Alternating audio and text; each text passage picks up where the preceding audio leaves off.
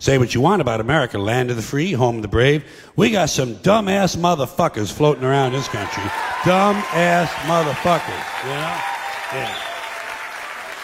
Now, obviously, that doesn't include this audience. I understand that.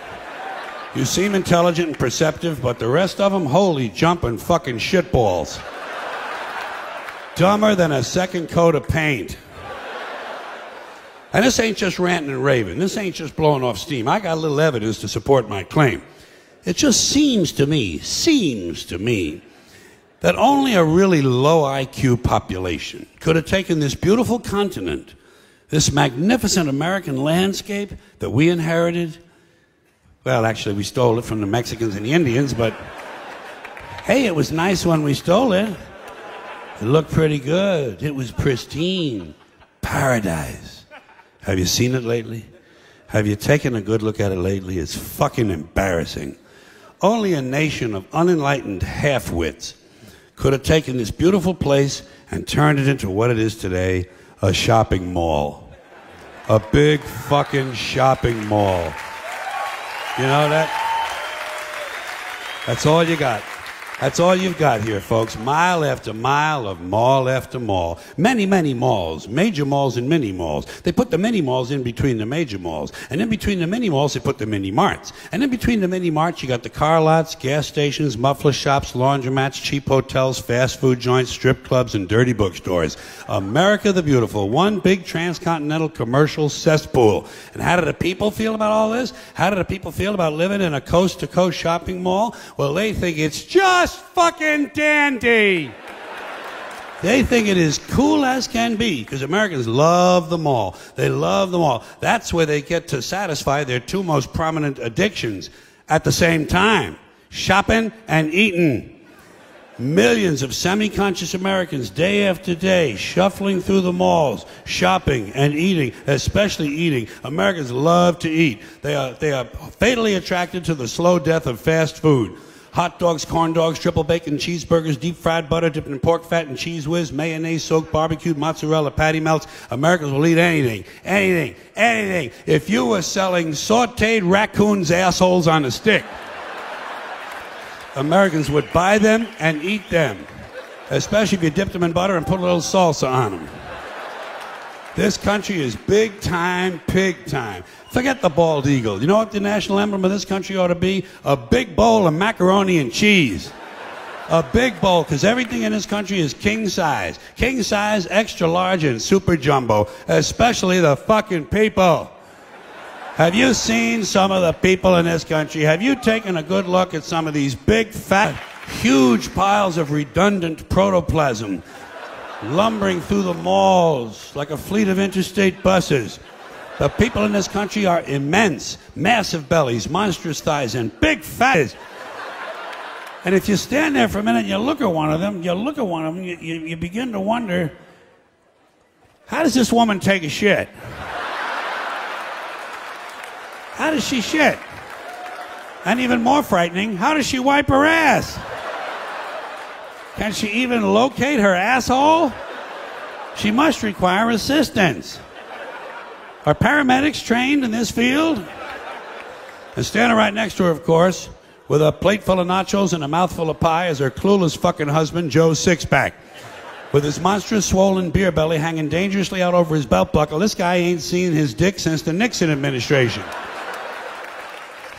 And if you stand there and you look at the two of them, you begin to wonder to yourself, do these people... Is this man actually capable of this woman? It doesn't seem structurally possible that these two people could achieve penetration. Maybe they're in that Cirque du Soleil or something. I'm telling you, the people in this country are every one of them is 50 pounds overweight. They are gargantuan in short pants. They all got short pants, big bellies, fat thighs, and dumb kids. Short pants, big bellies, fat thighs, and dumb kids. Every one of them's got two dumb-ass kids with them. And the whole family is wearing T-shirts, and every one of them's got the same T-shirt. I'm with stupid. Apparently in this country, the stupids are an extended family. And besides wearing them T-shirts, every one of the family's got on a backpack. They got a backpack strapped to their back so they can carry around lots of stupid shit. And the reason they got to carry their stupid shit strapped to their backs is because their hands must remain free at all times to hold food. And to get that food up to the mouth where it gets shoveled in with all the rest of the disgusting shit they ate that day. And another reason for the backpacks is these people are going to buy even more stupid shit. They ain't got enough stupid shit at home. They just had a stupid shit sale. They ain't going to buy more. They're going to go out in the parking lot and stuff this stuff into the big, fat, ugly, oversized SUV that's got plenty of room in it. Plenty of room in it for stupid shit and lots of room left over for these big, fat, ugly motherfuckers to get them home. Stopping, of course, for jelly roll and fried dough. These people are efficient, professional, compulsive consumers. It's their civic duty. Consumption. It's the new national pastime. Fuck baseball. It's consumption. The only true, lasting American value that's left, buying things. Buying things. People spending money they don't have on things they don't need. Money they don't have on things they don't need. So they can max out their credit cards and spend the rest of their lives paying 18% interest on something that costs $12.50. And they didn't like it when they got it home anyway. Not too bright, folks. Not too fucking bright. But if you talk to one of them about this, if you isolate one of them, you sit them down rationally, and you talk to them about the low IQs and the dumb behavior and the bad decisions, right away they start talking about education. That's the big answer to everything. Education. They say we need more money for education. We need more books, more teachers, more classrooms, more schools. We need more testing for the kids. And you say to them, well, you know, we've tried all of that, and the kids still can't pass the test.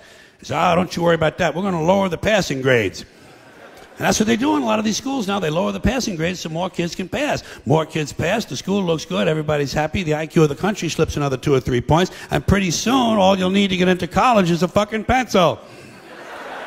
Got a pencil? Get the fuck in there, it's physics. Then everyone wonders why 17 other countries graduate more scientists than we do. Education. Politicians know that word. They use it on you. Politicians have traditionally hidden behind 3 things: the flag, the Bible, and children. No child left behind. No child left behind. Oh, really? Well, it wasn't long ago you were talking about giving kids a head start. Head start, left behind. Someone's losing fucking ground here. But there's a reason. There's a reason. There's a reason for this. There's a reason education sucks, and it's the same reason that it will never, ever, ever be fixed. It's never going to get any better. Don't look for it. Be happy with what you got. Because the owners of this country don't want that. I'm talking about the real owners now. The real owners, the big wealthy business interests that control things and make all the important decisions. Forget the politicians. The politicians are put there to give you the idea that you have freedom of choice. You don't.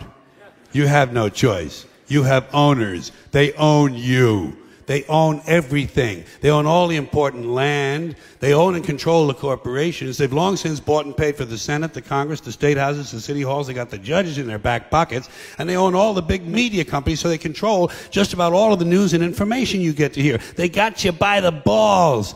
They spend billions of dollars every year lobbying to get what they want.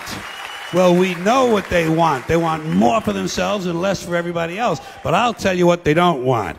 They don't want a population of citizens capable of critical thinking. They don't want well-informed, well-educated people capable of critical thinking. They're not interested in that. That doesn't help them. That's against their interest. That's right. They don't want people who are smart enough to sit around the kitchen table and figure out how badly they're getting fucked by a system that threw them overboard 30 fucking years ago. They don't want that. You know what they want? They want obedient workers. Obedient workers. People who are just smart enough to run the machines and do the paperwork, and just dumb enough to passively accept all these increasingly shittier jobs with the lower pay, the longer hours, the reduced benefits, the end of overtime, and the vanishing pension that disappears the minute you go to collect it. And now they're coming for your Social Security money. They want your fucking retirement money. They want it back, so they can give it to their criminal friends on Wall Street. And you know something? They'll get it. They'll get it all from you sooner or later, because they own this fucking place. It's a big club, and you ain't in it. Club. And by the way, it's the same big club they use to beat you over the head with all day long when they tell you what to believe. All day long, beating you over the head in their media, telling you what to believe, what to think, and what to buy. The table is tilted, folks. The game is rigged, and nobody seems to notice. Nobody seems to care. Good, honest, hard-working people, white collar, blue collar, doesn't matter what color shirt you have on. Good, honest, hard-working people continue. These are people of modest means. Continue to elect these rich cocksuckers who they don't care about you at all, at all, at all. Yeah, you know? And nobody seems to notice, nobody seems to care. That's what the owners count on, the fact that Americans will probably remain willfully ignorant of the big red, white, and blue dick that's being jammed up their assholes every day. Because the owners of this country know the truth, because you have to be asleep to believe it.